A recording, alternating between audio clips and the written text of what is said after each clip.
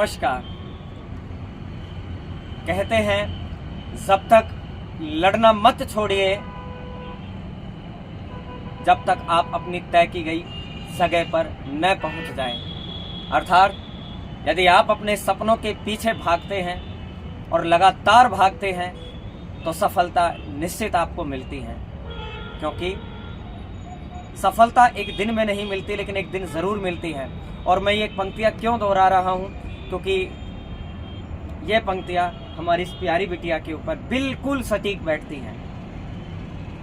नमस्कार, मेरा नाम महेश सैनी है और मैं आरएससी स्कूल से आप सभी का यहाँ स्वागत अभिनंदन कर रहा हूँ। आदरणीय अभिभावकगण, मेरे प्यारे फ्रेंड्स, मेरे प्यारे विद्यार्थियों, आरएससी स्कूल की एक अनुपम पहल है लंच विद डायरेक्टर सर। शानदार और एक अनोखी पहल है जहां विद्यार्थी परीक्षा के अंदर दिन रात मेहनत करते हैं। उनके मेहनत को समय पर पुरस्कृत करने के उद्देश्य से हमने ऐसी योजना लॉन्च की जिसमें बच्चों के अंदर एक बहुत ही खुशी का अवसर मिलता है, बच्चे को अपनी भावनाओं को व्यक्त करने का अवसर मिलता है अपने डायरेक्टर सर के साथ। और हर बच्चे का एक सपना भी होता है कि वह अपने प्रिंसिपल के साथ मंच साझा करे, उसका आशीर्वाद प्राप्त करे, उसकी अच्छी बड़ाई वाले जो बोल होते हैं प्रिंसिपल के आशीर्वाद के रूप में वो उनको प्राप्त कर सके। हर किसी बच्चे का सपना होता है, उसके लिए वो मेहनत भी करता है। हमने एक स्कीम लॉन्च की लंच विद डायरेक्टर सर। आज लंच विद डायरेक्टर सर 7.0 की इस श्रृंखला में हम लोग एक इंटरव्यू साझा कर रहे हैं हमारी प्यारी बिटिया के साथ। और इस इंटरव्यू के अंदर हम बताएंगे इस बच्ची का क्या प्रोसेस रहा, यहाँ तक आने में कितनी मेहनत करी इसने। तो मिलाते हैं हम हमारी प्यारी बिटिया से। सबसे पहले बिटिया अपना नाम हमारे सभी दर्शकों को बताएं। My name is Muskan Sarwan. Very good, Muskan Sarwan, very good. आपके पिताजी का name? My father's name is Mr Mukesh Sarwan. Mukesh Sarwan जी।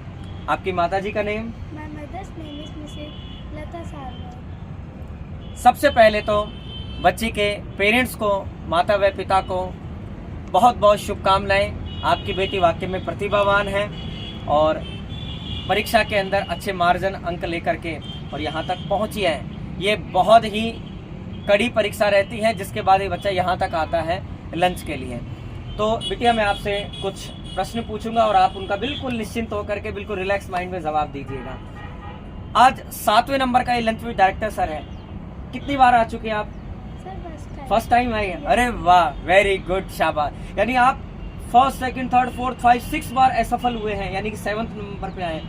यानी इस बच्ची के लिए तालियां वाकई में होनी चाहिए। इस बच्ची के लिए बहुत शानदार तालियां इसलिए होनी चाहिए क्योंकि 6 बार ये बच्ची ने बेहद कड़ी मेहनत की, लेकिन हर बार कुछ अंकों से रह जाते थे।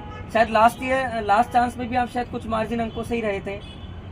तो वाकई में ये बच्ची वास्तव में उन सभी बच्चों के लिए एग्जाम्पल है जो कहते हैं ना कि हम तो खूब मेहनत करते हैं लेकिन हमारा सिलेक्शन नहीं होता लंच वाले के लिए।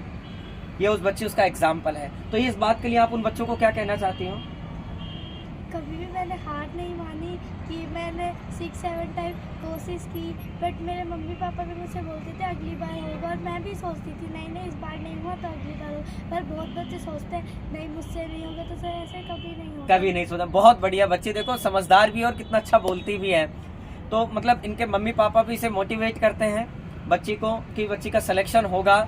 और वाकई में ये बच्ची उन बच्चों के लिए एग्जाम्पल है कि जिसने 6 टाइम असफल होने के बाद भी इसने हिम्मत नहीं हारी, बोला एक बार तो जा करके रहूंगी महेश सर के साथ, हमारे डायरेक्टर सर के साथ। तो मुझे वाकई में बहुत अच्छा लगा कि ऐसे बच्चे आए जो अलग अलग चेहरे निकल के आए जिन्हें मैं भी उत्साह के साथ बोल सकूं। तो ऐसी कोई बात जो लंच विद डायरेक्टर सर के दौरान जो आप सभी के साथ साझा करना चाहती हो, कोई एक्सपीरियंस रहा हो आपका? हाँ, हमारी क्लास में भी बहुत सारे बच्चों में उत्साह होता है कि हम लंच पे जाएंगे, हम लंच पे। इसकी वजह से बहुत बच्चों को पढ़ते भी हैं कि हम लंच पे जाना है, हमें जाना है। अच्छा, अभी आप लोग लंच में जाने के लिए आप लोगों ने एग्जाम, चूंकि एग्जाम में बेस्ट क्लास में टॉप आना पड़ता है और अब तो रूल भी टफ हो गए, 95% से अबो वाले बच्चों को इसमें शामिल किया जाता है। तो बच्ची ने बहुत अच्छे मार्क्स लिए थे। एग्जाम टाइम में आपकी दिनचर्या कैसी रहती है? सर अच्छी होती है। मेहनत करते हो? रात को लेट तक सोते होंगे? Yes. मेरे को आपके पिताजी ने एक बार बताया था कि मतलब हमें इतना परेशान करती हैं, हम कहते हैं सो जाओ नहीं मुझे सोना नहीं है, मुझे पढ़ना है। ऐसा ही है, सच है ये बात? यस सर, झूठ अगर तो नहीं? हार मान जाएगी तो कभी अपनी मंजिल प्राप्त नहीं हो सकती। अरे वाह, हार मान जाएंगे तो अपनी मंजिल कभी भी हम प्राप्त नहीं कर सकते। और ये बात तो मेरी बात हमेशा रखती होंगी कि सफलता एक दिन में नहीं मिलती, लेकिन एक दिन जरूर मिलती है। तो अपने पापा के लिए, मम्मी के लिए कुछ मैसेज देना चाहोगे? सबसे पहले तो मैं अपने पापा और मम्मी को थैंक यू बोलूँगी कि उन्होंने मुझे इतना पढ़ाया और उनकी वजह से आज मैं इधर हूँ। बिल्कुल। मैं एक बात कहना चाहता हूँ, शायद पता नहीं उपयुक्त लगे ना लगे, और इनके पिताजी जो हैं और अलवर के अंदर चेयरमैन रहे थे, तो बहुत ही सरल स्वभाव के व्यक्ति हैं, बहुत ही अच्छे नेचर के, सभी के लिए हेल्पफुल रहते हैं।